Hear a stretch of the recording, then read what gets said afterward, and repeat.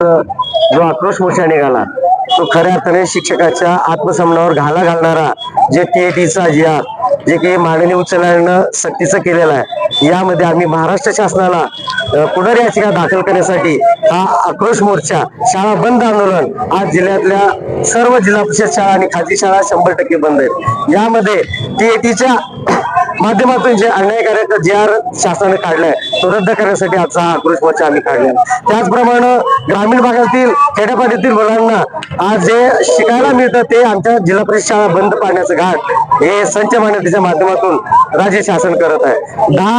आज 5, 10, 15 आणि 20च्या पटसंख्या असलेल्या ग्रामीण भागातल्या अनेक शाळा आहेत, पण या संच मान्यतेमध्ये सर्व छोट्या शाळा बंद पडणार आहेत। यामध्ये 18,000 शिक्षक हे यामधून अतिरिक्त होणार आहेत आणि शासन 18,000 शिक्षकाचं भवितव्य काय करणार आहे? आमच्या शिक्षक बांधवाचं भवितव्य अंधकारमय झालंय। अनेक 25 प्रश्न आहेत, त्यामध्ये आम्हाला 10-20 निष्कासित वेतन श्रेणी वाढ सुद्धा नाही। आमच्या खासगी बांधवाचे शिक्षक कर्मचाऱ्यांचं प्रमोशन नाही आहे, प्रयोगशाळेच्या शिक्षकांचं सुद्धा तिथे जागा भरली जात नाहीत आणि म्हणून आश्रमशाळेचे बांधव असतील, खासगी शाळा असतील, जिल्हा परिषद आमच्या जिल्हा परिषद शाळेवर तर बंद पडण्याचा घाट त्या महाराष्ट्र शासनानं घातलेला।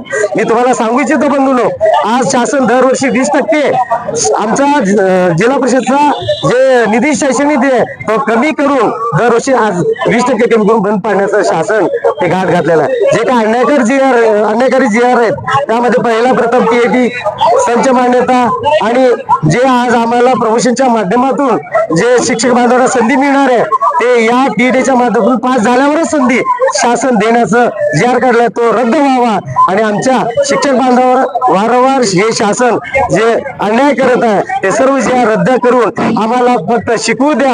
आता ऑनलाईनचं बोजा एवढं वाढलेलं आहे, आज शिक्षक बांधव शिकवायला वेळच मिळत नाही, एवढा वेळ 5 मिनिटात तात्काळ ऑनलाईनचा अनेक उपक्रम राबवत आहेत। त्यामध्ये आमची एकच विनंती आहे शिक्षक बांधवाची, फक्त आम्हाला शाळेवर शिकू द्या आणि मुलांचं भवितव्य घडू द्या, एवढीच आमची विनंती राज्य सरकारला आहे। मागण्या मान्य नाही झाल्यानंतर पुढील भूमिका काय राहील? आता आजच्या या आंदोलनात 100% जिल्हा खासगी जिल्हा परिषद सर्व शाळा बंद होतात। जर इथे नाही मिळाला तर आम्ही नक्कीच आझाद मैदानावर महाराष्ट्रातील सर्व शिक्षक बांधव एकत्रित येऊन विराट आंदोलन मोर्चा काढणार आहोत।